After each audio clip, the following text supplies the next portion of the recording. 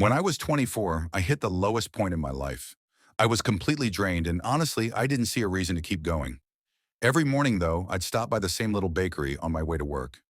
It was run by an older couple, Mr. and Mrs. Nguyen. They didn't know me, but somehow they could tell something was wrong. Each morning, they greeted me with a warm smile and a "good to see you again."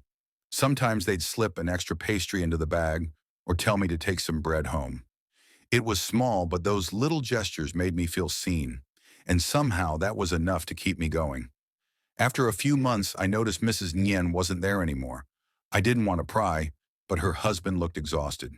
He still tried to smile, but you could tell his heart wasn't in it. Later, I found out from a neighbor that Mrs. Nguyen had suffered a brain aneurysm and was in the hospital. The whole community was heartbroken. Everyone loved that couple. People tried to raise money to help, but Mr. Nguyen politely refused every offer.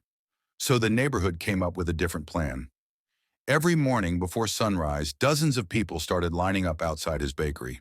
They bought every single pastry he made, just so he could close early and spend the rest of the day at the hospital with his wife. It went on for weeks.